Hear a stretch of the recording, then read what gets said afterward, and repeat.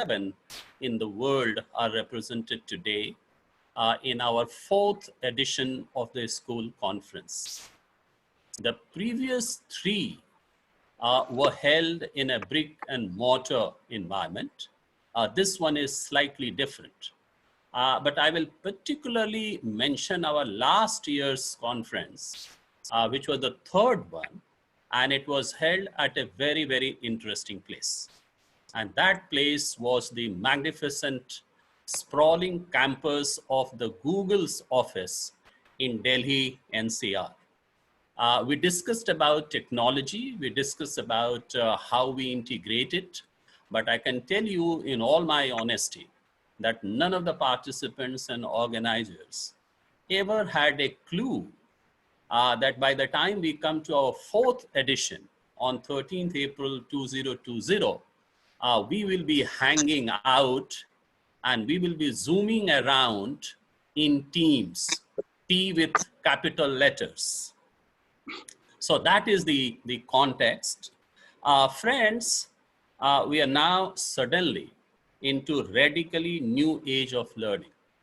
And hence this topic, logging into schools in our 4th edition. Log in has always been an exclusive phrase for entering any computer system. But why we are talking into logging into schools? The reason is very obvious, you know it, that entering into a computer system in the past 2 to 4 weeks across the world has become synonymous with entering the virtual schools. It is almost login is same as ringing of the school bell. And that is why logging into a school becomes such an appropriate topic to discuss. Classrooms have changed.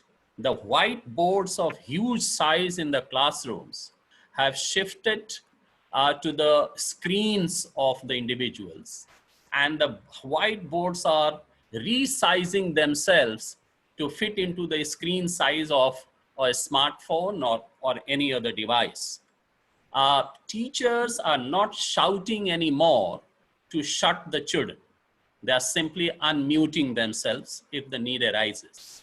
But let us not forget that children are also retaliating in their own unique, creative way, and many of us have no clue as to how to handle it. So that is the irony of the whole situation. I would like to take this opportunity, ladies and gentlemen, to compliment the entire teaching fraternity across the world for leading as frontline leaders to connect with these students and ensuring that their social, emotional, and cognitive well-being is taken well care of. But here ends the whole problem, and we suddenly enter into a new problem, and that is online teaching appears to have the same philosophical issues as we have in a brick and mortar situation. And what are those philosophical issues? Here again on online, we find that we have the problems of access. We find that we have the problem of affordability. We find that we have problem of equity. We find we have problem of quality. And we find that we have problem of accountability. And how similar it looks to what we were dealing with in the pre-COVID-19 era. And therefore, to discuss these issues, we have some of the finest school leaders and educationists to give their perspective as to how they are dealing with this entire problem. As Arnav said, I'm also not the one who is going to talk much. With these introductory remarks, I will be muting myself, but before I do that, I must take this opportunity to compliment Arnav for his undeterred resolve to go ahead with this 4th edition of our school conference. And what he has done is that he has given an evidence-based contempt to COVID-19. And we are here into this 4th edition of our school conference. I wish the panelists will have a great time, and I'm sure all the viewers from, I'm told, 37 countries across the world are going to have what I would say a unique, cherishable, and very, very informative session. Thank you very much. Over to you, Arnav.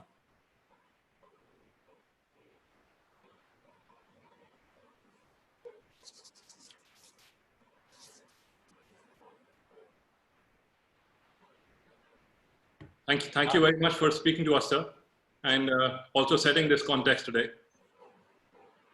To all the participants who are listening to us today, I want to share that this is also the first time I am hosting such a webinar. So if there are things that go wrong, remember that this is exactly how the teacher was feeling the first day she was expected to go live in a classroom in your school as well. So I now take this opportunity to introduce you to the fantastic panel of speakers we have here.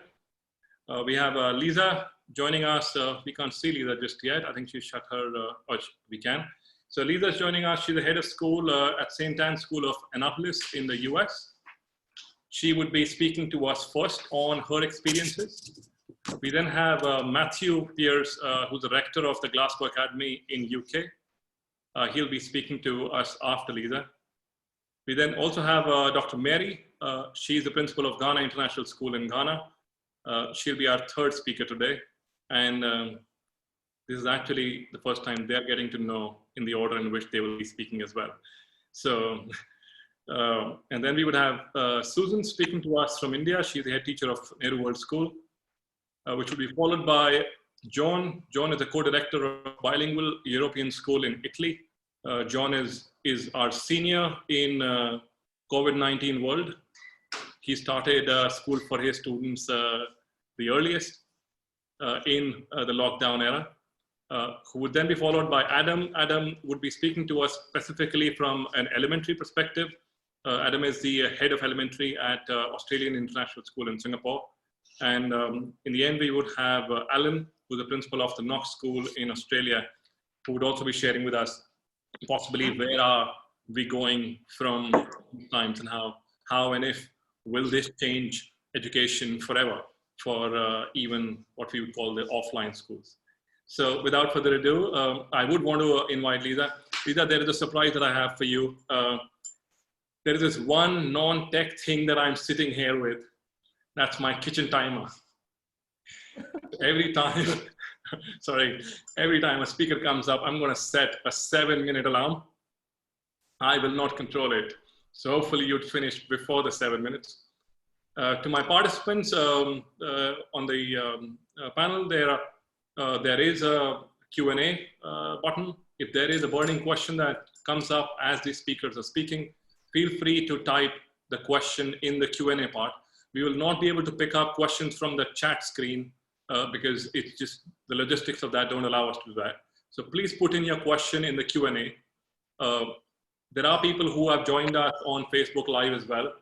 And we're hoping to impact a few thousand schools in the next 75 minutes or so. So Lisa, the stage is yours. We're looking forward to listening from you. What have you done? How have you done? And why have you done what you've done? Well, thank you so much. And first of all, I would like to just go ahead and share my slides with you. I really appreciate the opportunity to be here and to learn as much from fellow educators worldwide. What I wanted to share with you this morning is what has been so critical to my school. We are a school founded and rooted in social emotional learning, knowing that it's the critical foundation for our students to enjoy academic learning.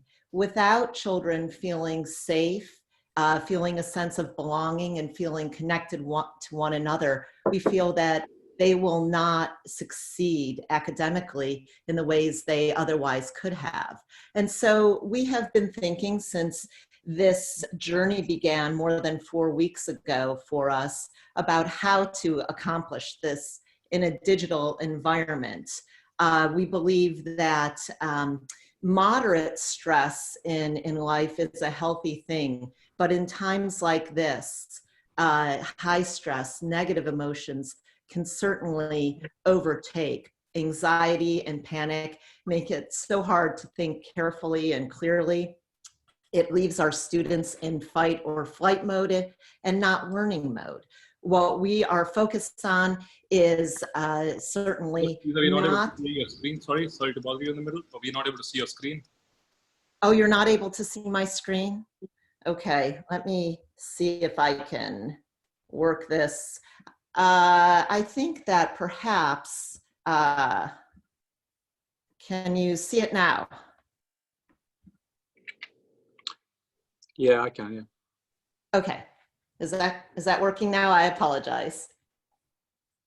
So I believe that what we want to do is really focus on how can we help our students transition and not lose that sense of connectedness, which is so critical to their learning.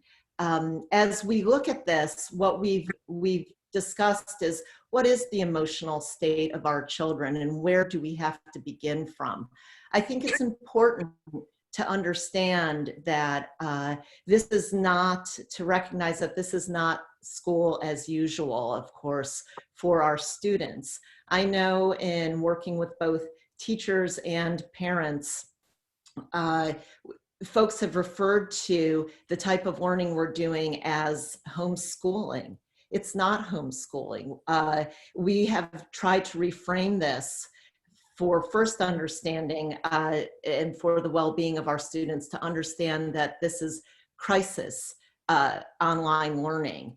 And in order to do that, we cannot simply replicate the day and knowing that this can be, as we've all experienced if we're Zooming or through our chat platforms, that to simply replicate the day is extremely exhausting.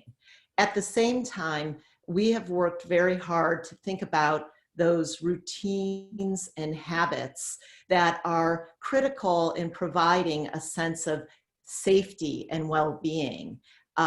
In our example, at our school, we have made a commitment to starting each day as we can with morning meeting, for example, move through those routines that help children feel connected in the classroom. We have been in our process in terms of connecting the students with us, of course, reaching out individually and making sure that they can in fact connect. I think the lack of equity is a real concern for all of us, and our teachers are trying to find ways so that if children can't connect through Zoom or through synchronous methods, we can still provide opportunities for them to connect and experience activities together in this virtual setting. And finally, we're focused on helping children try to regulate their emotions. Sometimes we have been talking with them about how not to necessarily think about themselves and their own fear, but to step outside to promote a sense of empathy so that they may learn from one another. If they can help a friend, for example, in terms of strategies about how to make their friend feel better, picture that friend in need, then perhaps they'll be able to feel that sense of belonging and safety that we want them to have. We've also been focusing on faculty support, finding times our teachers are meeting daily on Zoom for check-ins. We're celebrating our successes, and we are emphasizing how important self-care is at this time. We know that in order for children to feel safe, what we say is we have to put on as they say on the airlines, our own oxygen masks first. And in order to do that, we have to reiterate and emphasize with our teachers that they have to care for themselves as well as their children. And finally, we have been focusing in terms of ways to connect on how to really bring our families and our students together in an environment where we are physically disconnected. We have had the opportunity to connect through social media. And so we together as a community have developed activities such as Masterpiece Monday, where we have our students together create art. Sometimes our parents are creating art and we're posting that online. We have teachers who are creating playlists so that students can experience music together and connect with one another. And we found ways for our parents too to connect through Zoom meetings and Parents Association meetings. We believe all of this has been critical in maintaining our sense of community, our candid ways that we communicate with each other in order to face and give children those emotional skills they need to thrive academically in a world that we know all of us now can only imagine. I'll stop there, knowing that my 7 minutes have come about. Thank you very much for sharing, Lisa. This has been very helpful. Participants, one thing I will not be doing as a moderator today is to summarize what the speakers have just said, assuming that all of you were paying attention when the speaker was saying what they were saying. And amongst people who are speaking to us today, some of them are going to be using slides. And if they're going to be okay, we will share the slides on the same email addresses that we shared the invitations with you. So thank you, Lisa. There are some 10 questions that have popped up while you were speaking. So have a look if you would want to maybe just type some of the responses if you think that's okay, or if there are questions that are burning and you would want to take them up towards the end of the webinar, we can do that as well. Thank you. Matthew, it's your turn next. Matthew is a dear friend. We go back a few years, and Glasgow Academy, I've been to the school a few times. They were established in 1845, and I'm sure nothing prepared them for the times that are in front of them right now. So Matthew, you are up next, if you're ready. Morning, everyone. Yeah, I'm ready. I think, Aaron, you just need to allow me to show video. Yes, did I take that liberty with you? Bear with me.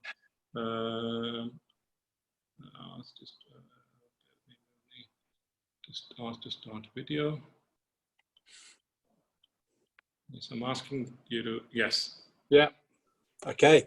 Good morning, everyone. It's a real pleasure to be here speaking with you. I have to say, a couple of years ago, before I met Aaron, I tended to look no further than beyond Glasgow for sharing practice, and now it's global. So it's been a real privilege to speak with you. Just to provide a little bit of context, so I'm the rector of the Glasgow Academy. I've been here as deputy rector for 4 years, but this is actually my first year in the hot seat, and I definitely didn't plan for this. It wasn't part of the 5-year plan.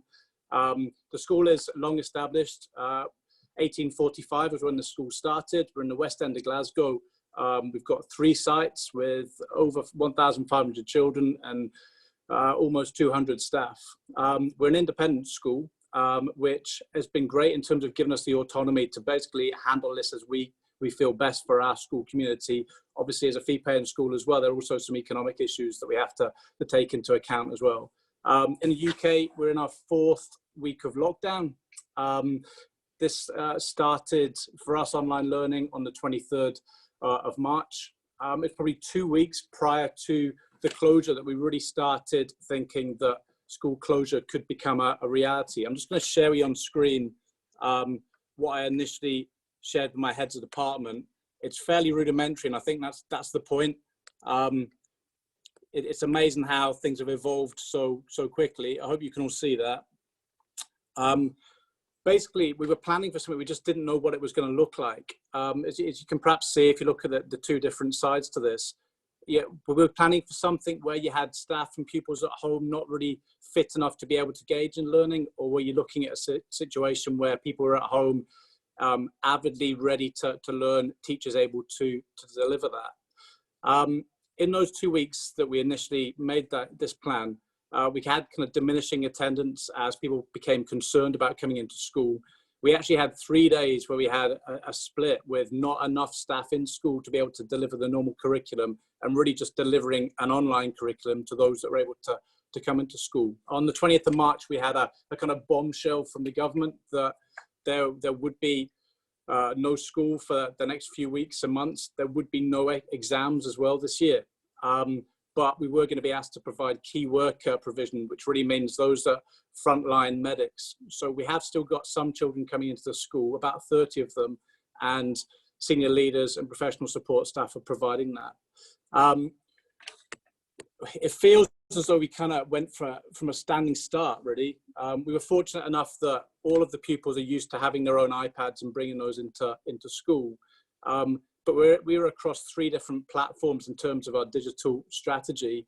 The senior school using Teams, the primary school using Edmodo and some Zoom for video conferencing, and then nursery kindergarten using a separate online learning journal. There was a lot of discussion that we went through. We had to decide whether to try and suddenly, through very rushed training, bring everyone together on one platform. Given that we went from a Monday to a Friday having to deliver online, we decided not to do that. To me, this is all about making sure people are confident in what they're doing. So we stuck with what people were most confident about and allowed them to use those 3 platforms. Hopefully you can see in front of you our strategy. We certainly initially have gone for a kind of asynchronous program. So we decided not to try and deliver school as normal, and I think that's been very important to us. I think we'll probably hear some examples where people have managed to do that. Certainly for our context, we couldn't really see how that was going to work effectively with teachers at home. Most of them fit to work, not all of them. Students at home with parents, learning how to manage their lives, working from home, helping to homeschool at the same time. So really what we built this around was the idea that our provision had to be planned, proportionate. We wanted it to be flexible, because day to day you don't quite know how the situation is going to change, and it also had to be sustainable. I'm a big believer in that it's not a good idea to try and overpromise and under-deliver, and evolving. So although we started off with largely resource-based, we have now evolved into saying the basic expectation is that every child has at least 1 planned live lesson for every class each week, and above and beyond that you get tutorials and feedback and so on. I'll just come off that for a moment. I thought I'd just go on to speak a little bit more about the challenges. So probably one of the biggest challenges is just running an online school at the same time as still providing something for our key workers. I think realistically as well, a challenge is managing the expectations of parents and pupils and staff, which are so wide ranging. People really are having to learn a new way of being. Many of our parents are professionals who are used to working at home, but they're certainly not used to working at home at the same time as trying to support their 3, 4, 5-year-old child in their learning. I suppose another challenge has been getting the right balance with safeguarding. We've taken really great care to make sure that pupils are always safe when they're online and when they're doing the video conferencing. The holidays provided another challenge. We are currently in holidays. It was essential for the well-being of our pupils and our staff that the holidays felt sufficiently different. One thing I know Aaron have, and they've done very well in India, is monitoring attendance, and I think that's something we're still working on. We are able to monitor attendance now. We're putting intervention in place, but making sure you've got that consistency and being able to follow up on that is definitely something of a challenge. I just want to finish by focusing on what we've learned. What I probably have learned is just the enormous resilience and capacity for learning that both staff and pupils have. I think our teachers and our pupils have shown they have much greater capacity for learning in different ways than I think I and my team realized. They're certainly better at independent learning and facilitation by the teacher. But I would also add that I think I've been reminded of the essentialism of teacher-pupil interaction. That's what really motivates young people. That's what's really got them engaged, and that's what helps them and their parents through these problems. Our strategy for communication has been to do so regularly. I've been trying to write a communication every night to parents, and this involves not just information, but also news from across the community. Listening to Lisa, it's really interesting. We'll probably see this as something common across all of us. Who we are and our sense of community is so important. It is basically about learning, but it's so much more than that. I think it's been a sense that we're all in this together. We have to find our way forward. We know we're in an imperfect situation, but our school identity and the values that bind us have really kept us going through this. I realize, Aaron, I've gone beyond my 7 minutes, so I'm going to stop there. Thank you. Thank you very much, Matthew. This is going quite well. You had some 30 seconds left. Thank you for sharing again. Right, okay. Matthew, again, there are some questions that have come up in the Q&A section. So as we go on, if you would want to have a look at that subset, and if there is an answer that you have just off your head, you can type that there. But thank you for sharing. Next coming up is Dr. Mary Ashen. She's the principal of Ghana International School in Ghana. I first heard her last week, and she is absolutely fantastic. Mary, I am a fan, and I'm sure a lot of us would be by the time they're done listening to you. So next up is you. Looking forward to hear from you and your experiences and how students in your school are coping up. Thank you so much, Arnab, and a huge pleasure to be here with everyone. I'm thrilled that I'm learning so much too from others and what they're doing. I have got my own timer here because I know myself. I can go on. And so I've got my own timer here. Hopefully I'm able to get through before your timer or mine goes off. So just a little bit of background about myself. I'm the principal. As he said, our school is structured such that 4 vice principals work under me. We go from kindergarten all the way up to secondary school ages 3 through to 18. Just under 1,400 students. The school is 65 years old. 70% of our students are mostly host country. We are a term school. We go with the English National Curriculum and Cambridge exams. And so this happened at a really awkward time for us. School shut down on the 13th of March. The government closed schools on the 15th of March. And so from the 16th, we were online. And we did that for 2 weeks. It was lots of knocking heads here and there, but we were able to get some stuff going. And can everyone hear me? Am I still on? Yes, you are. Oh, okay, wonderful. So we did that for 2 weeks. We asked parents for feedback, and we got that. We had 2 weeks of a break, and I say that because it was really no break for the teachers and managers of the school and how we were going to approach this. So I will proceed right away to sharing my slides, and they will be available, They will be available as soon as, apologies, I'm having trouble sharing my slides here. Okay. Just a second, I'm not sure what's going on. Time is running. Trying to get my slides up. Arnab, I don't know if do you mind sharing from your end if possible? Otherwise, I'll do that right away. Yeah, I'll still go. So I'm a writer. I love plays. So permit me to talk about this as if it's a play. So I've got my Act 1, Act 2, and Act 3. So Act 1, I'm setting the stage here. And this is what happened prior to COVID, right? There was very little sense of urgency, even though we had talked about this on and on. We can move to the next slide, please, Arnab. Thank you. So very little sense of urgency, even though we knew what could possibly be coming down the line. Those who were already using technology to teach, they were doing a great job of it. And those that were a little bit slow, and you know, you have all of that on staff. You have those who are gung-ho about it. Sometimes they're even ahead of the kids, and others who struggle. But we were using Google Classroom, Class Dojo, Google Hangouts, Zoom, email, WhatsApp. We're using all sorts. And the teachers all have devices. And we had what I called a constant, never-ending discussion about a blended learning program. So we felt sort of shoved into this, but it was something we had talked about. Now, my second slide is looking at Act 2, which was when everything hit the fan and we couldn't go back to school. And it just felt like a bit of a crisis. So if you don't mind, Arnab, slide number 2, please. And what we decided to do was, instead of starting something completely new, why don't we stay with the old, which I'm sure everybody else is doing. No need to introduce anything new at this point. Online support and training were led by our virtual learning team. So it's a group of 3 people working with everybody from the Office of Standards and the IT department.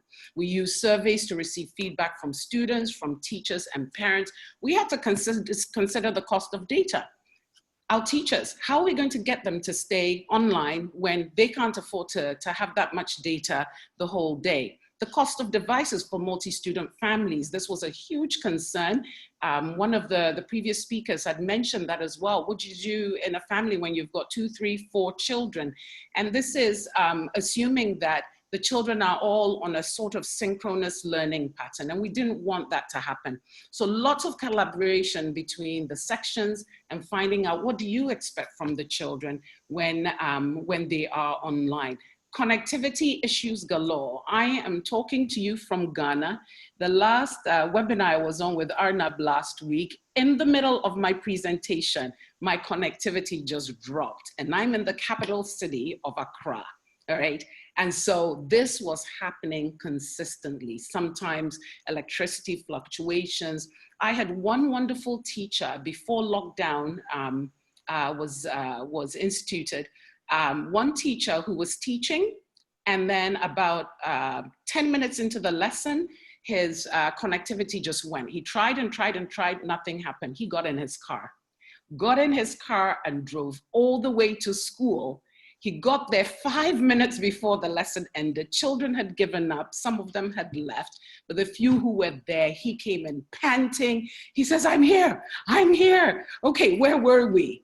And then realized his time was almost up. But I think what it showed was the dedication of our teachers to try to make the best out of a situation that nobody could have ever planned in their wildest dreams. The children also realized how much the teacher wanted to be in touch with them. Workload for parents. I think Matthew mentioned that earlier, and Lisa had mentioned that too. Just a whole different shebang. And when that happens, there's a lot of discomfort, there's a lot of anxiety, and sometimes it can blow up into anger. We've gone between synchronous, asynchronous, should we do half day or whatever. We think that we have come up with a fantastic program that we are hoping we can start on Tuesday. I have highlighted staff well-being, and I'm so glad that Lisa brought this up. Lisa mentioned it with respect to students as well, parents, everybody. But I just want to zone in on staff well-being. For me, my staff, and I'm sure for all of you there, our staff are our key assets. And whenever you have an asset, you don't want it to break down. Assets have cycles, they have life cycles, they are prone to burnout, they're prone to breakdown. What do you do with your assets? You maintain them. And by maintenance, what do you mean? All right, so there's so much that goes into that. But I know full well, and the school heads on this panel, I'm sure will concur, that once the staff say, we're done, we can't do this anymore, that's it, you don't have your school. So it's so critical for us to do that. And the last slide, I will not belabor the point, but some of the crazy things that we might have to do. And Arnab, last slide, and I will finish because I think my time is up. I think that what I'm gonna do when school starts in September is to say, you know what, could we have online learning maybe for 1 week a term? Just try this again until we get used to it, much like what we do with fire drills. This is a new thing. it will likely happen again. So much that we are doing to ask ourselves, what could we do to be better prepared? And I will not say much more because I've gone over my time, but my slides are available and you can ask whatever questions in the chat. I will be pleased to answer them. Thank you. Thank you very much, Mary. That was very helpful, and how you kept your cool when the slides didn't work is certainly something all of us can learn from you. We would now have Susan Holmes, a head teacher from Nehru World School, India, speak to us and share her experiences. Part of the struggles that she's going to share are my struggles as well, for I work alongside her in our team. And we both try to do this firefighting almost every day. Maybe we could resonate with a lot of challenges that you spoke about as well. So, Ms. Susan Holmes, you're next. Thank you.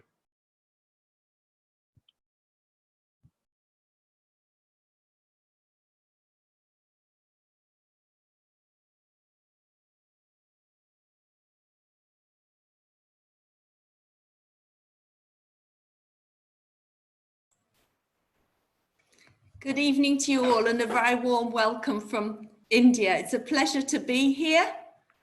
As Arnab said, we work alongside each other, and the context here is an a K-18 school in Ghaziabad near Delhi. Arnab loves to describe this as a small satellite town and then share with us that there are 2.8 million people. The school itself was established in 1978. It's an English medium school with approximately 1,550 students, all from the host country. It's important to note that we are at the beginning of our academic year, 3 weeks into online learning for some students and about half that time for others.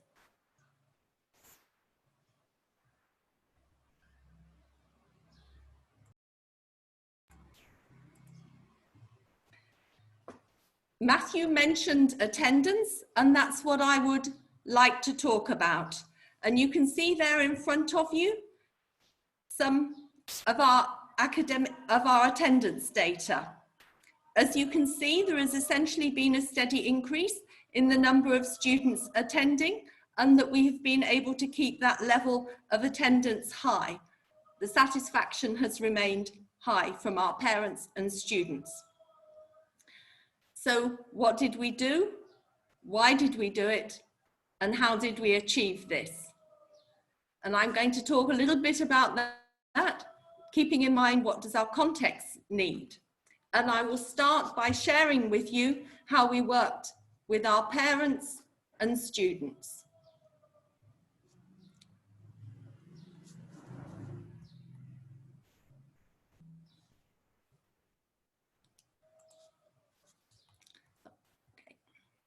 So how did we achieve this? Orientations with parents and students took place using Zoom, the online learning platform that we had chosen, along with Google Classroom prior to the online classes starting, to explain to parents what we would be doing, why and how. Already a very strong partnership existed with our parents, and our intention was to strengthen this in the current climate. So while everything around us appeared to be very different, school would be something that would, our mission would remain the same. A commitment to maintaining a safe, trusting and caring environment where teaching and learning are exciting. The message to our parents was very much the education and the well-being of your children continues to be of most importance to us, is what we wanted to share with the parents. So once everyone in theory had been briefed on what we wanted to do, it was important that the school remained accessible to our parents, to the new students and to the current students. So for example, for our parents, they had been provided with key contact details, for example, of our technology team, who were on hand to help them with any problems that they may have with technology. The intention there was to keep the technology issues away from our class teachers and subject teachers. Where parents were not making contact with us, but the children still hadn't come into school, the wing heads offered support on an individual basis to them. And then this contact was followed up in subsequent days to build their comfort zone and sense of well-being. For new students, probably the most daunting time. A new school, very few people, lots of new friends needed to be made, but it was very different for them, of course, as for all of us, and a new approach to learning. They were supported through daily contact from the wing heads and the class teachers, who were already becoming a familiar face through the regular contact at the beginning of each day.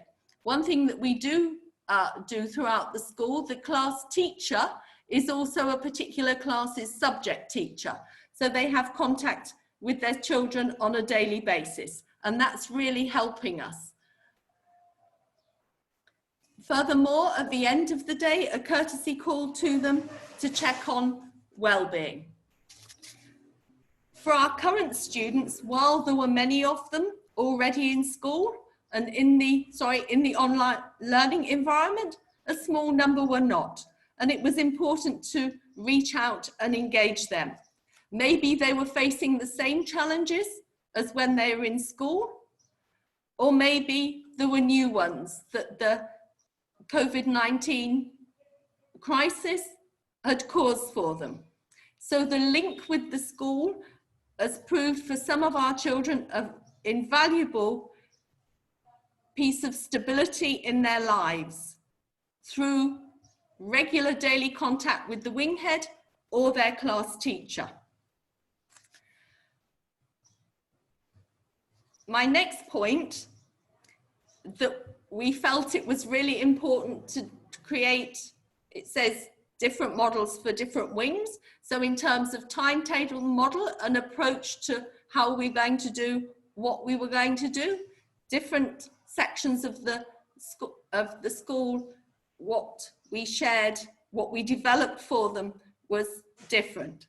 So for example, in early years, about an hour of online learning is balanced with the same amount of time for home learning with their parents. Perhaps you would say home engagement, because there'll be lots of discovery learning, lots of little research tasks that the parents and the children can do together in their own time at some point during the day. For our secondary and senior secondary students, the time for synchronous learning has increased from a starting point of 2 40-minute periods each day, has moved up to become 6, which is more in comparison with our normal school day. However, between each 40-minute slot, there is a break. So the children are able to get up, move around, and so on. And a slightly longer break in the middle for the children to be able to eat. Something else which is very important to us is the importance of taking feedback from our parents. And that has helped us to keep our levels of satisfaction high and to tweak certain things where that may have been required. So in our cycle of taking feedback, we have sent out the same form each time. Our intention is that we're collecting data based on the same questions so that we can collect the data over time and use the data from the feedback to inform the decisions that we're making. So any decisions that we make are data driven, as opposed to 1 or 2 people have said something which sounds like they've said a lot, yes, and we take it into account as well, but that's balanced with data from a much wider range of parents. So I've talked about attendance. The points are still there with regards to how we've worked with parents and with students. And I guess my time's about up, but I just have a couple of things to say about how we empowered our teachers, because as colleagues on this panel have said, this is really, really important. So how did we empower our teachers? The points are there. What was really important for us before our online learning started was that we felt we needed to build a community of teachers who were confident in using the technology. Once there's confidence in using the technology, then we can continue with our creative approaches to teaching and learning. So a technology leader from each of the 4 wings in the school was involved in the research of online learning platforms and became skilled in delivering the platforms, the technology, in using the technology that we had chosen. They were led by a member of the senior leadership team whose tasks in the early days of moving to online learning was pretty much support for the parents, support for the teachers in ensuring that what we wanted to deliver was in place. The technology was not stopping quality learning. Also important for us, of course, as others have mentioned, was providing the tools and strategies to deliver the learning. This became really, really important. The professional development is still taking place as required by our teachers. So modelling, team teaching, peer observations supported by learning walks and regular feedback are integral to what we're doing and what we will continue to do.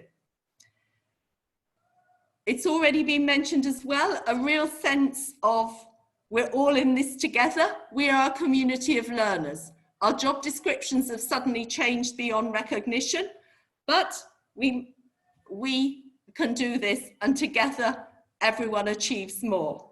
We may make mistakes, but ultimately we will get it right. And what we found has really been quite instrumental in this is facilitating team meetings in subject teams to plan learning, practice lesson delivery if needs be, and take feedback, give feedback to each other, and be reflective practitioners as well. My final point is the last point there, celebrating learning and teaching. And celebrating quality learning experiences has been built into our daily routine, and feedback to teacher sessions take place at the end of each day. Best practice is further shared as teachers model in team meetings how they have taught, as well as supporting other colleagues. This has really helped to keep motivation high and is energizing a dynamic group of leaders in learning. Thank you all for listening. Thank you. Thank you very much, Susan ma'am. I second what you've said, and especially would drive the point of data. Let us be driven by data and find out exactly what the pulse or the temperature check of our parent community and of our student community is as well. Thank you for your sharing. We next have John Nicholas. I shared this earlier.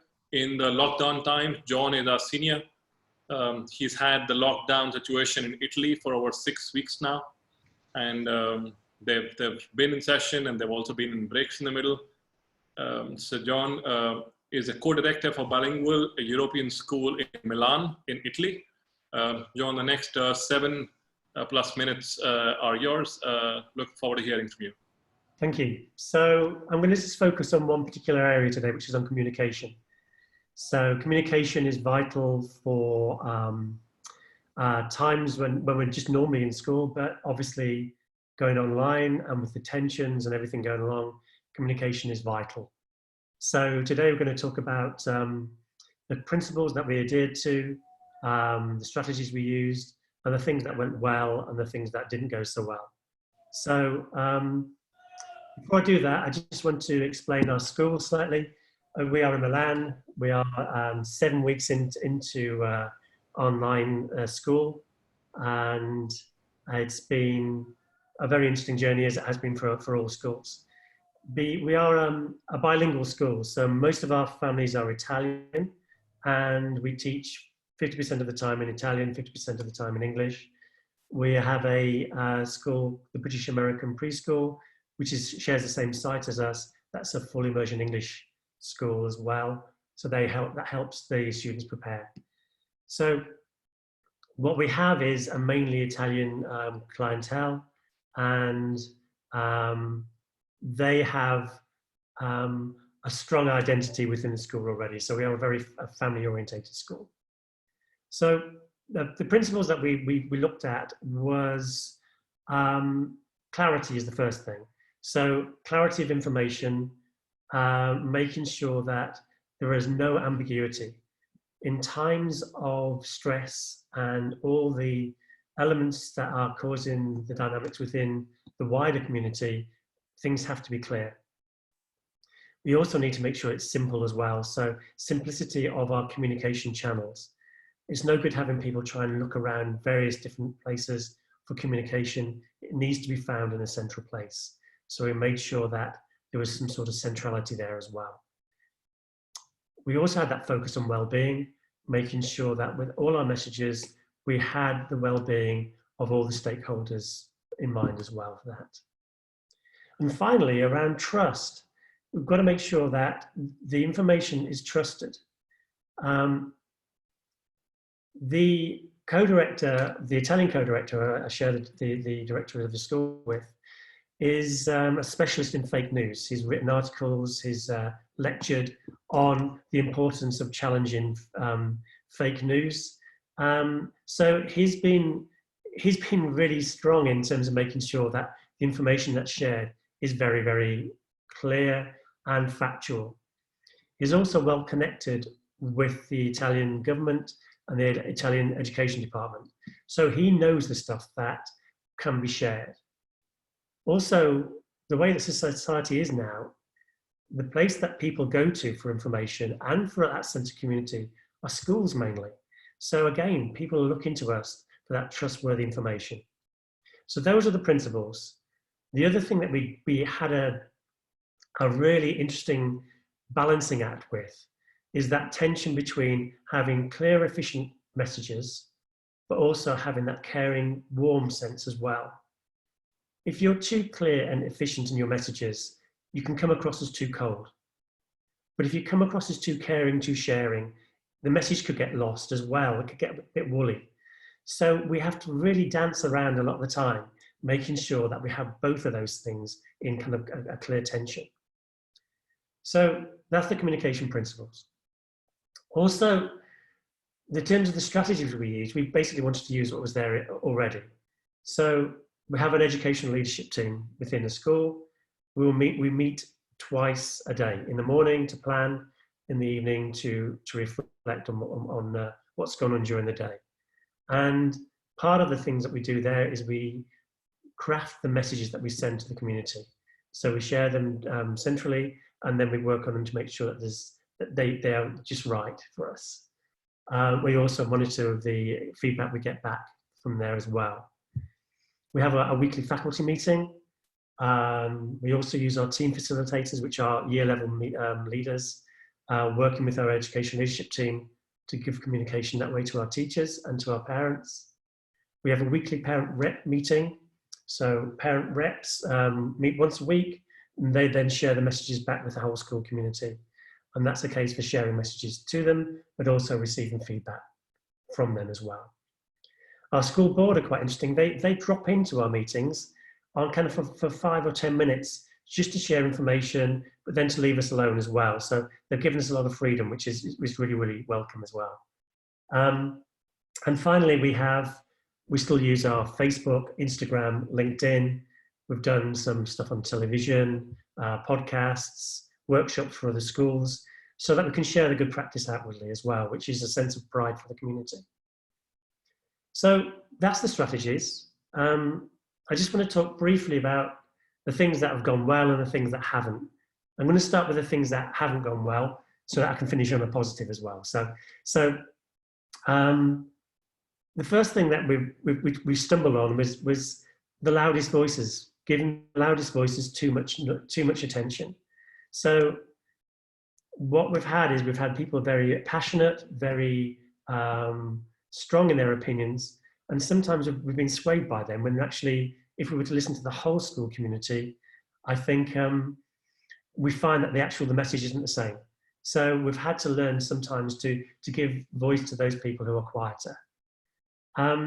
Second thing that we got wrong was the speed of change. Now, as we've been going on through the weeks and weeks of this online learning, we've tried to get novelty to every week to make sure that everyone's still engaged without burning out the teachers. But there's been times when we've communicated change, and the time has been too short between the time we've communicated it and the time we expect it to be put in place.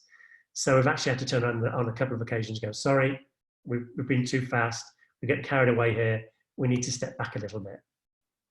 So those are the two things that I'm admitting to getting wrong at the moment. In terms of what's gone well, we've got very strong feedback from the community saying that they've trusted us, they've liked how we've handled the whole changes situation. So that's been positive. There's a real strong element of trust. They know that we will deliver messages, even unpleasant messages, we'll still deliver them. So there is that element of trust there.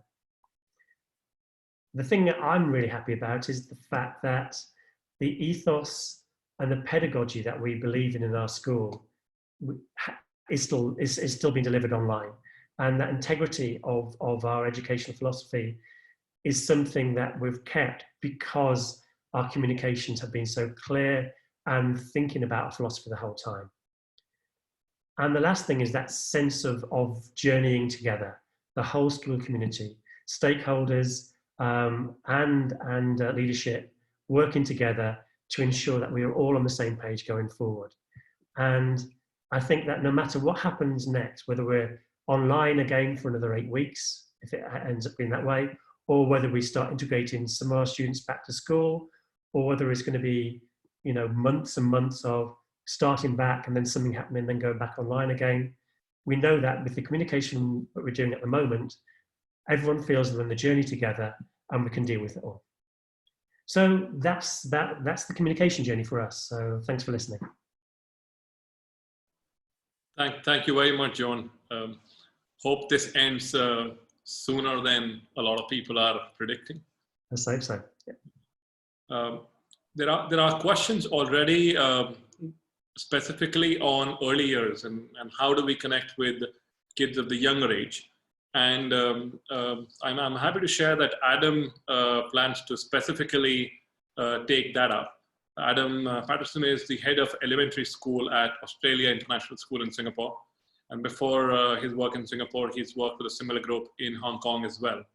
So I'm quite looking forward to listening from Adam. Adam, what do you do with these little ones, especially those questions that you might have read some of these questions that have already come up? What about screen time? What about synchronous learning? How do we solve this? Yeah, thank you very much. I'm really, really pleased to be here. I should actually be asleep because it's 8:30 in Singapore and it's the end of day one of our online learning, which was nearly 4 months in the making, but the last 2 weeks have been fairly hectic. There are probably more early years and primary age children out of school at the moment than secondary children. And yet a lot of the work you find online, a lot of the advice you find online is around secondary school, is around Google Classroom, is around online lessons and following a timetable. It's quite different for early years and elementary age children. A little bit of background. I'm head of elementary at the Australian International School in Singapore. We have nearly 3,000 students, and they range in age from 2 months all the way through to 18. So we have a long daycare program that takes children from 2 months, and we go through to the IB diploma and the HSC at 18 months. So we've got quite a range of children. Within the elementary and the early years, we are probably about maybe 1,900 students.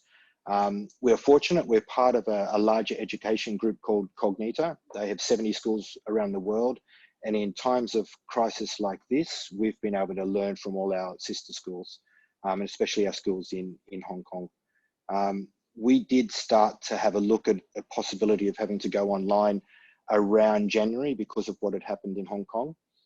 We're very fortunate that we're in Singapore. The government handles the situation extremely well. We're kept up to date by the Ministry of Education, the Ministry of Health. They're very clear with their guidelines, so we can always follow the guidelines from the government. What did happen is last week on Tuesday, the government closed schools. So this is midway through our holiday period. So teachers were on holiday. Fortunately, no one had left Singapore because there was complete lockdown. So we've had to move fairly quickly to put our online learning plan into place. We had 2 phases. The first was for a short closure for cleaning, which would just be purely activity based with recorded morning messages and things from the teachers. And the second phase is what we're implementing now, which is a much more blended model. When we talk about the infant care children, so children in infant care from 2 months to 18 months, they still deserve they still have the rights, and they deserve a good online education. We've worked for years in early childhood education to really promote quality early childhood education and the importance it has on later life. So you still need to be doing that in online learning. Recorded stories, recorded songs, recorded conversations using the child's name, which can be played back on the parent's phone, is hugely important. It's been really, really successful for us. As you move through the early years, the need for the children to connect and interact with their teachers and each other is really important. But how do you do that with 25 3-year-olds? Obviously, you don't do a whole class session. We're looking at moving small group activities. So 3 to 5 children who are there with the child, and there's a real focus. So they might be starting with a song, doing some number activities, or even just seeing what's happening around the home. And the home, I've got this written in large print on my book about parents as partners. As leaders, we probably all stand up at the beginning of the year and we talk about the importance of parents as partners. Now, more than ever, that is so true. The parents are actually delivering our curriculum for us. And unlike other school closures I've been involved in, parents would still be working. Here, parents are working from home. So you might have 2 parents working from home and they're having to support their primary age child. What are we as schools doing to help that? We know the well-being of children is directly linked to the well-being of a parent. If a parent is feeling so stressed about their own job, their own environment, and then also having to deliver an education for their child, it's not going to have a very positive outcome for that family. So we've taken a real hard look at what we do. One of the things that we have done, and again, this is a lot of assumptions because we're only on day 1, is we've built a break day into our week. So on Wednesday, the teachers still post work through the Seesaw platform. However, there are no online conference calls with the children. There are no meetings, there are no groups. So the parents can take that choice to, the children don't have to do any work that day. The parents can then get on with their business of running their work and their work lives, and then they can catch up on that work on a weekend, on a Saturday or Sunday. The feedback initially from some parents is they're very, very grateful for that. But it's still untested. A lot of the things we're doing are untested and they're theories as we're putting them through. Our big focus is making sure that our teachers are aware of what we're doing and how we're doing it, because they've all been on holiday.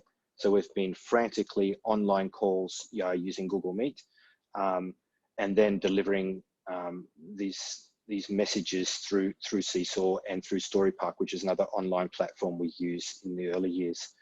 One of the big struggles for our teachers is we had planned this initially months ago that our teachers would be in school and they'd be able to work together while the children are at home.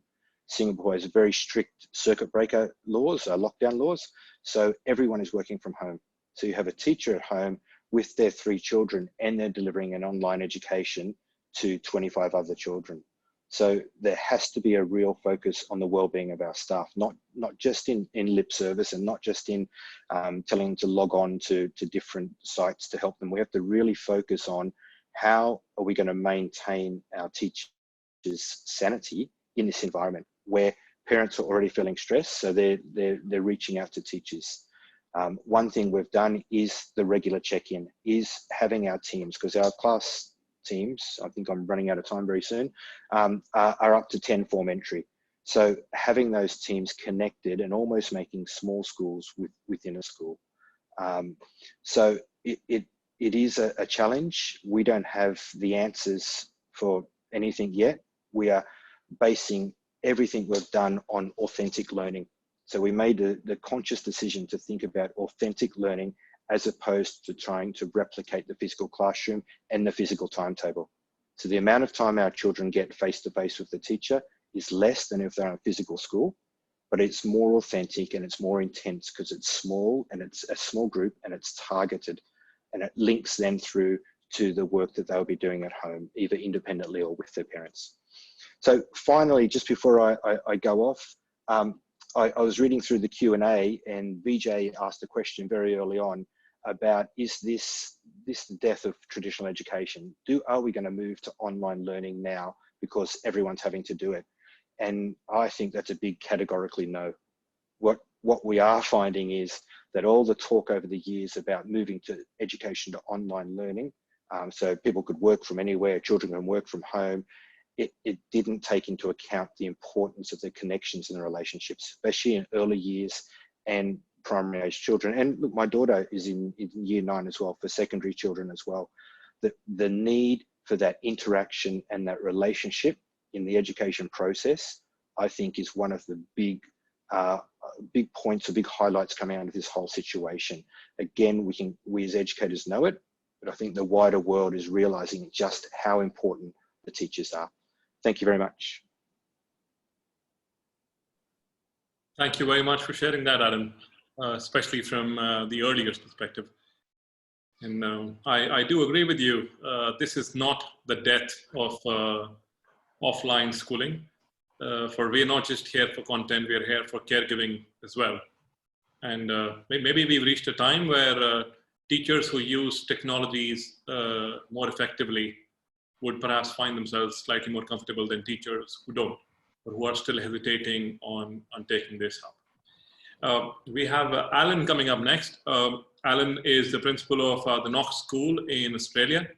And part of what Alan plans to speak to us is also on what he thinks is in the future, where we've spoken about where are we right now, but chances are that this would in some ways impact where we are headed from here. Alan, the next 7 minutes are all yours. Thank you very much, and thank you all for what has been said so far. I would have to say we have struck similar issues, we have similar approaches. It's amazing that the similarities that we've had around the world dealing with the similar issue. The Knox School is a small independent school in suburban Melbourne, co-educational, day school, comprised of an ELC, Early Learning Centre, primary and secondary education. Technically, we are open, albeit we will probably only have 20 odd students at school tomorrow. We are open for the children of healthcare workers and other essential service workers, the children of other essential services. I think some of the comments that have been made, such as the quality of communication, levels of trust, surveys focus on well-being, the power of the school community, empowering teachers, etc., have all been very, very important. And I'd like to take off where Adam finished and say that schooling will not move to an totally online environment in the future. Relationships and face-to-face contact are far, far too important in the development of young children and young people. That said, I think there potentially are some changes that may occur, and in fact, some of them we've been working on anyway for a number of years. We take the approach that authentic learning is inherently a human thing to do, that humans, in a sense, are hardwired to learn, and that learning will always occur, whether we formalise it in a school or not. Children are curious creatures and they will learn, and we can formulate that to improve and follow certain pathways as they develop and age. What has happened around the world has caused enormous anxiety and dislocation, and our first goal is to try and settle that as much as possible. So as a result, what we've done is built our narrative around these changes into our school vision, our core values, and indeed our strategy, to normalise it to the extent that's possible, so that we have said that what we're changing is the methodology of our teaching and learning and the physical place that it will occur. We have moved to what we call a home campus rather than our physical campus site in suburban Melbourne. So what we've done over the last few years is try and build the capacity of our teachers to be powerful learners themselves, to model learning to their students, to learn to take safe risks and to fail fast and fail forward if they have to fail at all. And indeed model that to students. So we very much focus on learning being an attainable challenge. It must be a challenge or it's not learning, you're repeating things of the past. And if the challenge is too great, most humans will back out and shut down, particularly children. We have had teachers in small groups who have been running small innovative projects over the last 3 or 4 years, and we have leveraged those changes across the staff in a very short period of time. And therefore the mindset shift that has had to occur with many of our teachers has been done more easily and with less anxiety than we may have thought would happen. We have set up a school where we have our mainstream hierarchy, and we have also centres of influence that are vested in innovative teachers who gather a team around them of influencers. And so we have what we call a helix organisation, where influence and mainstream. So our influencers are designed to build the school that we will need to be in 5 years, and our mainstream administration are making the here and now as practical and as efficient and effective as we possibly can. So we see this as both a challenge, there is no doubt, but it's also an opportunity, and we frame it up that way, particularly for the learning of young people. So we're framed up that our young people, particularly but all of them, but particularly those that are closer to adulthood, this is a fantastic opportunity for them to develop their skills and capacities in the affective areas they will need in order to be successful as adults, such as their time management and their levels of resilience, their dedication, their perseverance. Those things lead to adult success. And because they're working from home in an environment that is a mixture of synchronous and asynchronous learning, with probably more asynchronous than synchronous, we see that they are able now to manage their time according to their needs a little bit more. We are assisting them in discussing that and planning that out, but in essence, their time is much more their own than it ever has been in a normal school environment. And to be honest, I think that's a good thing. And it is one of the things that we will try and keep in the future, that students will actually have the ability to manage some of their own time. We see this as a fantastic opportunity to build their global competencies and understandings around interconnectedness and interdependence. Their digital skills obviously will improve with usage. We see that as a good paradigm shift for them. And I'll finish with what we see as really important set of 6 C's. That is skills in communication, skills in critical thinking, creativity, character, and contribution. We see that all our young people now need to make a contribution, not only to their own lives, but also the lives of their families, their school, and their broader community. And they are learning to do that in both digital and physical worlds. At the moment, it's mostly focused on the digital. So I'd like to finish there because it's coming up 7 minutes, but I think that there are some things such as others have said where we will use some of the skills we develop here in our normal school operations into the future. Exactly how we do that, we are yet undecided. Thank you very much. Thank you very much, Alan. That was very helpful, and I totally agree with you. One of our feet has to be in the present times, but also we need to be thinking of where do we end up from here. So that strategy is quite important. Lovely. So this is actually the first time I've moderated a panel where all the panelists kept time. I'm taking this back to the gallery view. So if I may request the panelists to please come back on their videos. We'll also get to know if you're still here. Right. Yes, almost everybody. Dr. Pandey, I can't see you just yet, but I'm quite sure that you'll be here as well. You won't leave me alone. Mute me. You're unmuted, sir. No, I am. Please. Okay. I see the problem, and I should be able to fix that in just a moment. Okay, this should do it.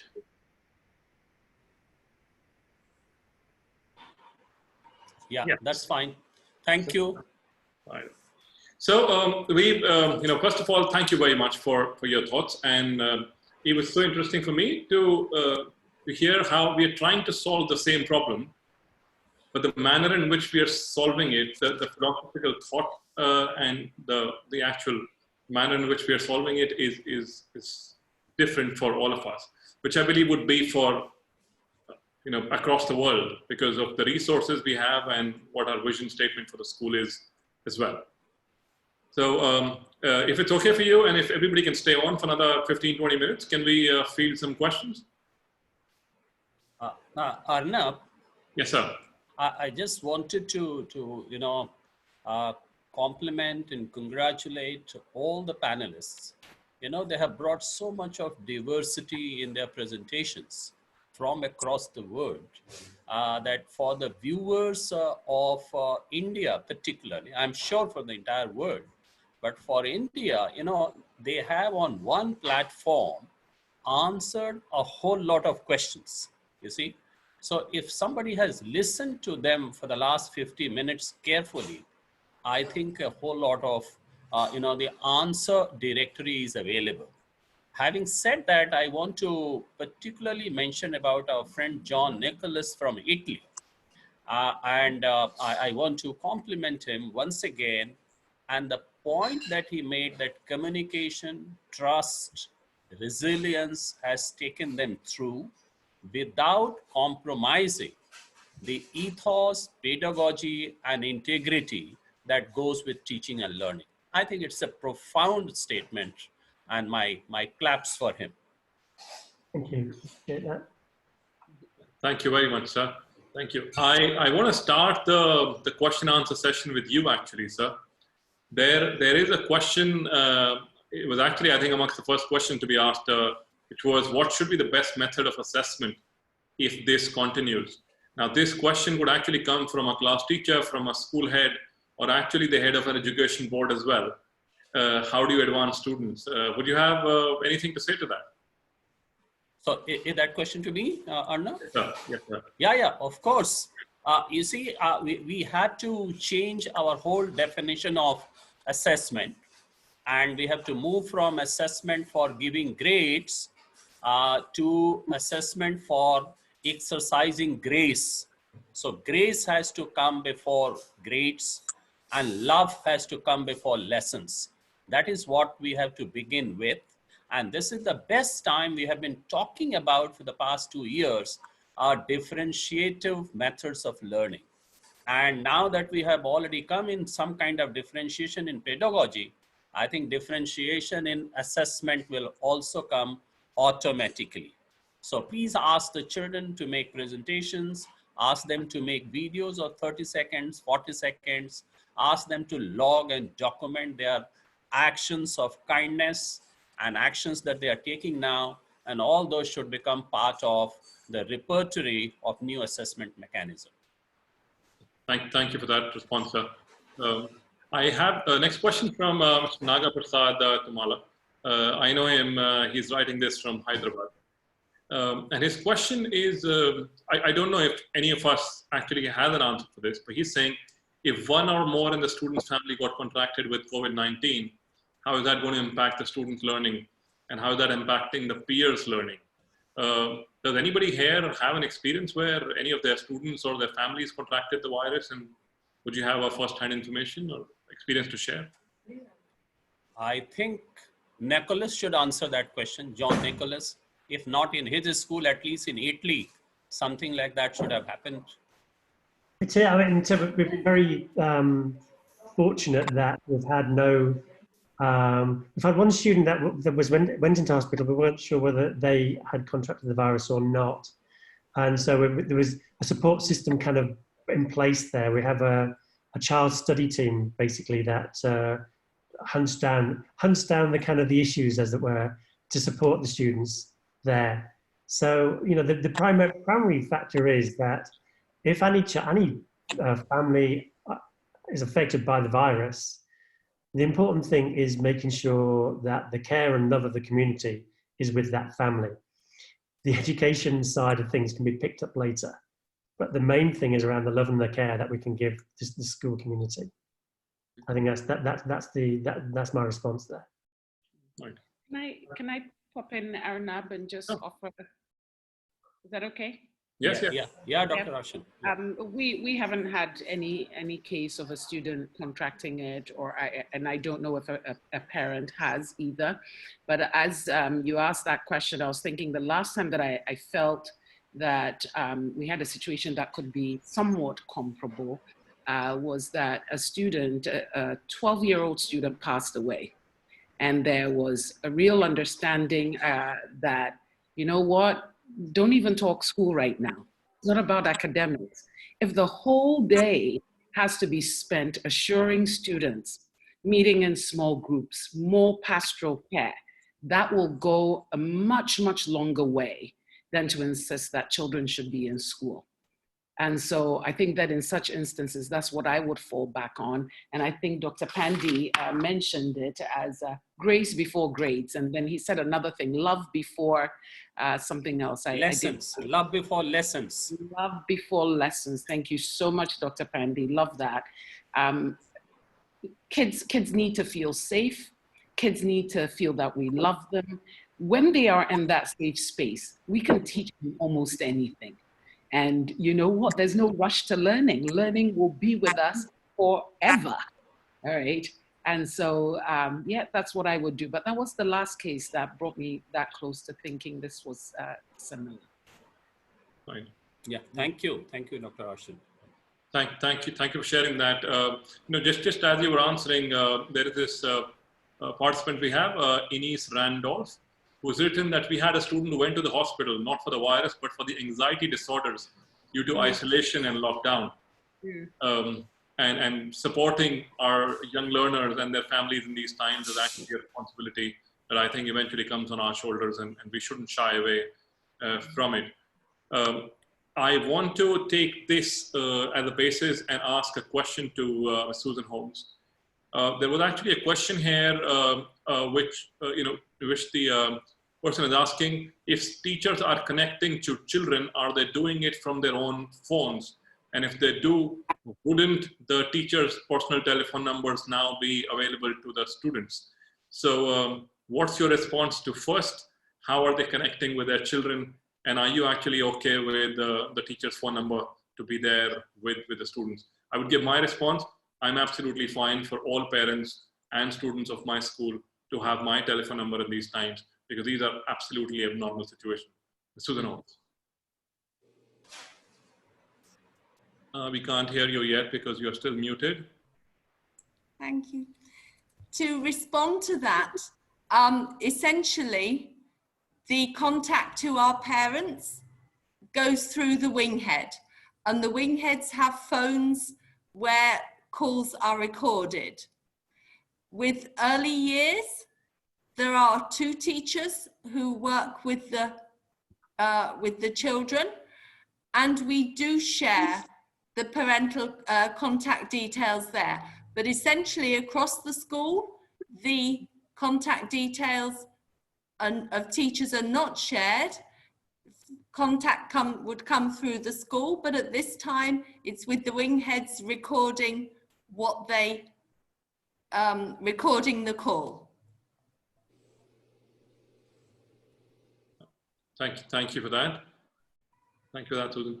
Matthew, I want to go to you next. There is a question on the Q&A box where the educator is concerned about if we are going to lose so much of time, aren't we going to have very less time to actually complete the syllabus? And if we don't do that, then how does a child advance to the next grade? What are your thoughts? Thanks for that question, Arnav. So I think it all depends on your context. I mean, I'm hearing some people have been off for 4 months and things preparing for this. Our context is that this can happen from Friday to Monday. You know, a few weeks prior to exam season. I think that's the big challenge, to do enough as a school to ensure that children don't get behind. And someone just mentioned it a moment ago. It's all about making sure that pastoral support is in place. Early identification of those who are not kind of attending or engaging, making sure that pastoral teams, senior leadership teams are aware of that, and then making that contact with parents and families and so on. So, you know, I can think of quite a number of cases off the top of my head where we've got pastoral teams really engaging with families to make sure that they're getting that additional support so that they don't fall behind. I think everyone's got to aim to not allow children to fall behind in this situation. It is, you know, it is new territory, and we're all doing our very best to try and ensure that no one does fall behind. Thank you very much, Matthew. If everyone's walking slow, then nobody's walking fast. So these are times when I think we will make our peace with what we are able to do. There is this old saying, God give me the courage to change the things I can. God give me the strength to accept the things I cannot change. Especially for these times, God give me the wisdom to know the difference. Yeah. So yeah, thank you for that response, Matthew. Lisa, I want to go to you next. You were the first person today who had spoken about feedback and how it is important for us to know or get a sense of how our parents are feeling and how our students are feeling. There's a question there of what questions would you ask in a feedback form from parents or students right now? I think that it ranges from the technical, of course, to the emotional, and how the medium is serving the families and students. And so we've that's a great it's easy to get feedback in an asynchronous manner. We use chat platforms and surveys where we'll ask simply, from an equity perspective, are you able to connect? Because the level of frustration initially that folks can feel in this environment can really dampen down all learning. And so some of the feedback we seek is to connect, to build empathy, to say we understand how difficult this can be. And when we're trying to connect in Zoom and we freeze or drop out, simply to provide that platform for students or parents to respond and share their frustrations sometimes.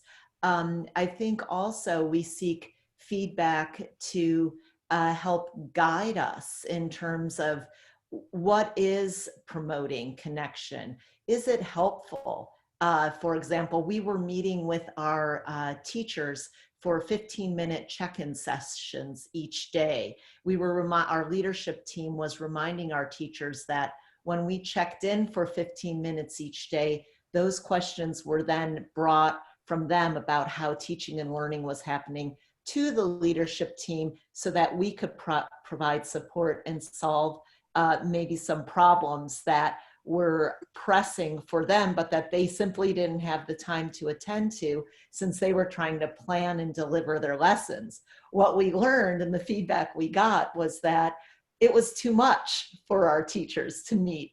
15 minutes every day in this medium was so exhausting that we had to find different ways to connect so that we could move to asynchronous methods with even our teachers to seek feedback and be better prepared. As we got running with this, that was helpful to us. In the first few weeks, we were just live and reacting. And with parents, we have held regular, not only through asynchronous methods such as surveys or sending out emails and asking for responses, but we have held our parent and teacher, our Parents Association meetings on a regular basis. And sometimes we will ask for questions prior, and sometimes we ask for just live conversation.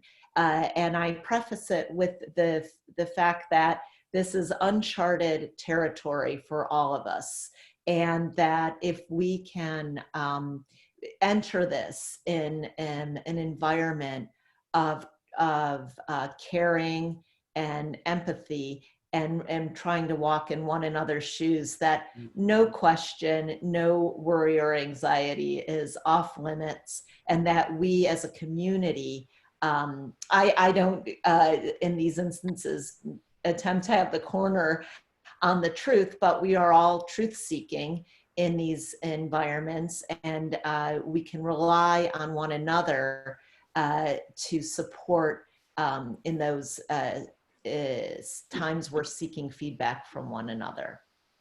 Arnav, Yes, sir. I would just like to underline what Lisa said in her introductory remarks, that our communication has to follow 3 C's. You see, courageous, compassionate, and candid. If we have started with that kind, I think the problem is not going to happen. This is number 1. And at this stage, it is not about how much we as school leaders and management know about things happening around us. It is about how much we are able to take care of the people around us. And I think that will set the ball in motion, and the communities will come together, and probably they will all march. You know, it will marshal people around, and we will be marching in unison. Thank you, Dr. Pandey. And I would say I've thought a lot about courage and the courage for us as leaders, Yes. and also to lean into our vulnerability. We ask our students all the time to be at peace with their own mistake making. Absolutely. I think the Zoom platform is fantastic for us all to have to take those risks. Yeah. And I like to remind both our faculty and our students that they are engaging in courageous activity every day. By physically distancing, they are doing their part. They are contributing to addressing a global dilemma. And by doing that, by physically distancing, we are finding ways to connect that will, I hope, serve us in the future so well as a global community, to reach out to one another, to have that courage, to be vulnerable, to know that we don't have the answers, to speak candidly about what we do know to our parents and teachers, and let them know that this now more than ever relies on a sense of interconnectedness that I think will be the silver lining in this crisis. So I appreciate you hearkening back to that. Thank you. Kind of- Thank you. Yeah. Thank you, Lisa. I want to go to Alan. Alan, this is the second last question that has been posted on our chat box. Alan, the question is, please throw a light on how do you plan to conduct classes for kids who would be coming to school for the first time ever? Students who are joining you in this session don't know the teachers, don't know their classmates. How are you geared or prepared for these students whose school starts online?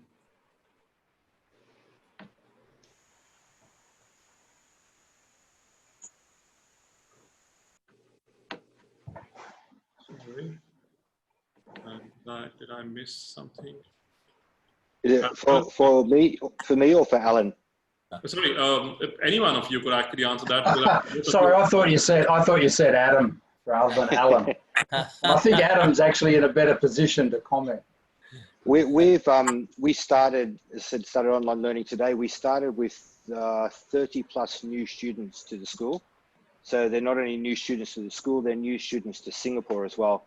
So either their family got in just before all the flights stopped, or they've come in and they've done the quarantine time.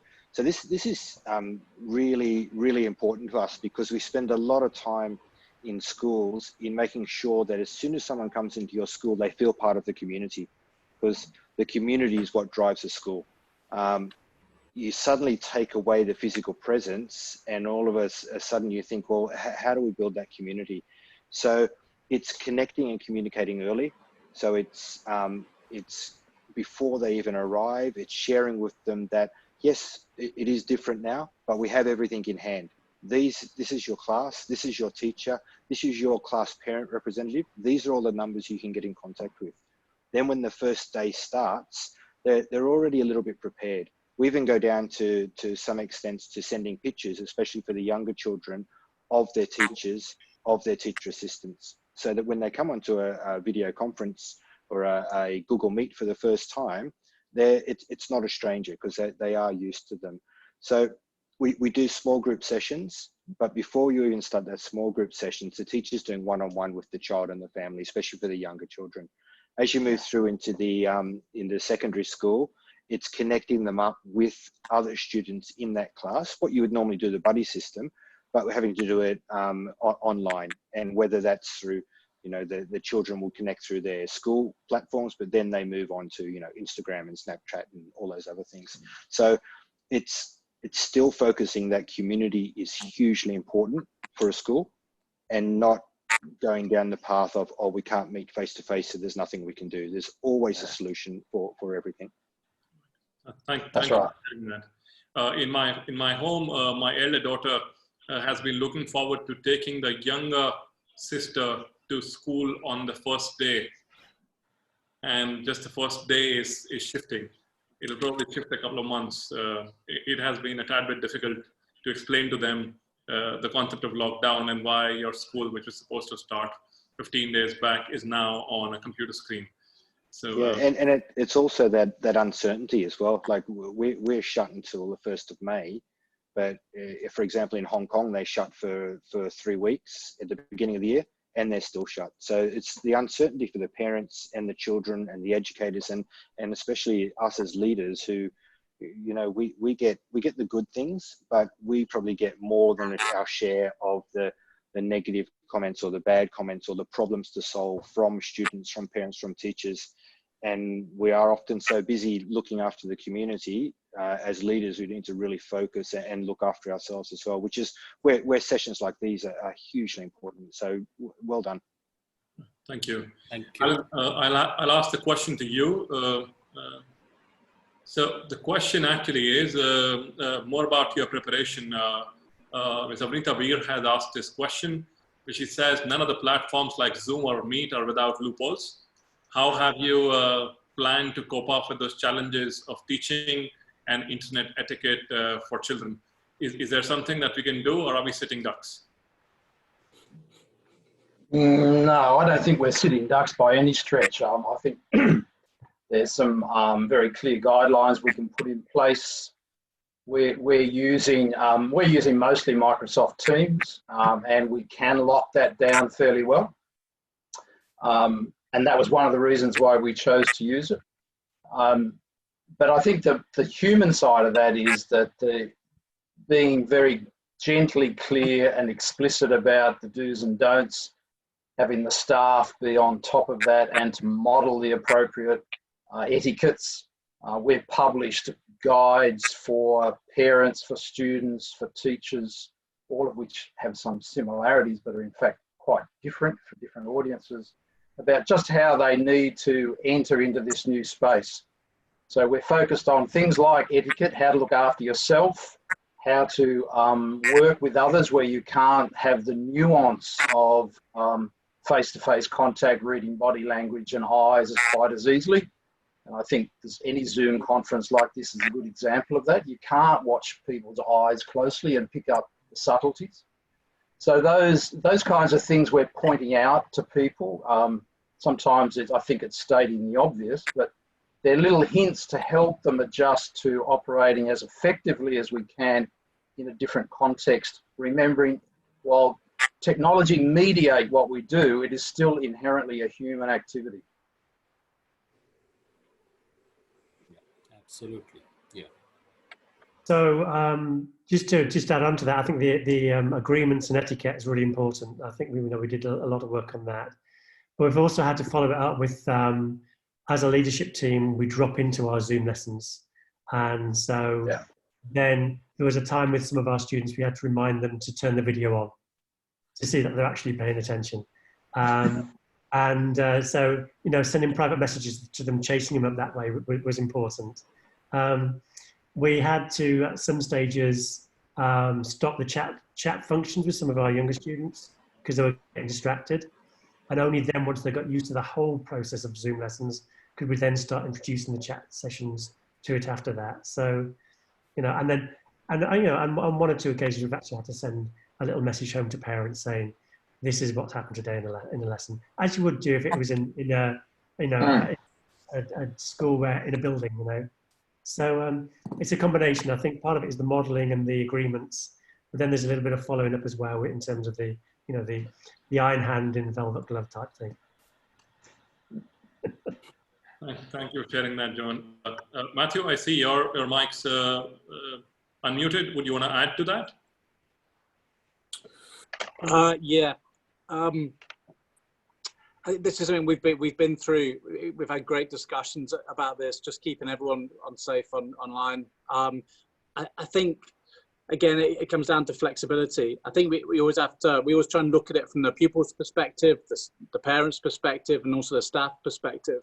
In terms of staff feeling safe online as well, we've just tried to make it as flexible as possible. So if people feel comfortable doing those live lessons, that's absolutely fine. But there's also options for just doing audio if they prefer that, or even recording those lessons. I think what you have to provide is that level of interactivity and this sense of personality that everyone keeps talking about.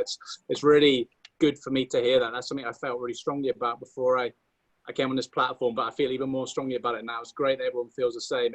That interaction is so important for motivating young people. And if that means you need to have a little bit of flexibility around that for staff and for pupils, then that's what it needs to be. Right. Yeah, Matthew, Wanda, before you add to this, I want to give a special thanks to Alan. I just checked up. It is 11:15 at night for him. Very soon he'll get into another day. So I appreciate that, and we'll be winding up in probably another 5 minutes. Dr. Pandey. I just wanted to add two things here. You see, what has happened, the question is coming from that suddenly we were put into this, and the analogy is that we took out our cars from a garage and went on the highway, and then we realized that we haven't put our seat belts on. We didn't know how to use the airbags. And as we are moving, we are realizing it. So we have to put those safety, security, and privacy issues in place, as the panelists have said. And Matthew said that this whole program of online teaching is evolving, and we have to make it sustainable. He mentioned it in his preliminary remarks. So as we move, I think these systemic safety measures will come in place, and we should not worry about it too much. Thank you for putting that on the block, sir. So I am mindful of the time that we're at. I think we were, 25 minutes over the stipulated time that our panelists had agreed to be with us. There are 30 answered questions on this window and 55 still open questions. And I'm sure if we keep carrying this on, the open questions will not go. We would still not be able to clear all of them, because these are those unprecedented times that none of our teaching degrees prepared us for. But I'm sure that as sessions like these happen more and more, we would be able to learn from each other, and also be more open to share with each other. For these are times when we leave our territories and say, I am absolutely okay saying, I don't know how to solve this, to my parent body, to my student body, or to people, my colleagues around, and I'm quite open for ideas. We will be sending some bits of discussion that have happened here in an email, some questions that were responded by panelists by writing. I'm hoping that once I end meeting, Zoom will still give me this text data that has gotten generated. As my absolutely closing remarks, I want to wish best of luck to all educators and school leaders who've joined us from across the world. There is pretty much every time zone that got represented in the participants of today's meeting. So best of luck, and hope that what you're planning works, and hope that this ends super soon. But also be prepared that there would be false summits. There is a possibility that you think that this is ending next week, and then the lockdown shifts 2 more weeks. So let us be prepared for that, and hope that the lesson that we will learn from this is a lesson we will not forget in a hurry. Yes. So I want to once again thank the panelists, also thank the participants, and wish you in what a month back was an Indian greeting, but now has become more of a global greeting to say hello. Somehow we figured out social distancing from before. Yeah, thank you. Thank you, everybody. For participating, and thank you very much for being here today. Thanks a lot. Thank you, Thank you. distinguished panelists. Excellent work. Thank you, Arnab. Congratulations. Thank you, sir. Thank you. Thank you. Bye. Bye-bye. Good night, good morning, good afternoon, whichever is applicable to you. Thank you. Thank you. Thank you, Dr. Mary Ashen. Thank you. Thank you. Thank you, Lisa.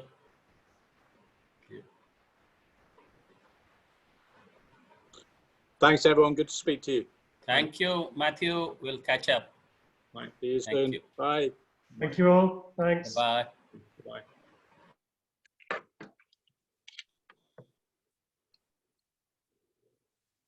And thank you for people who are still here. Have a good one, and hope we will come out of this in one piece.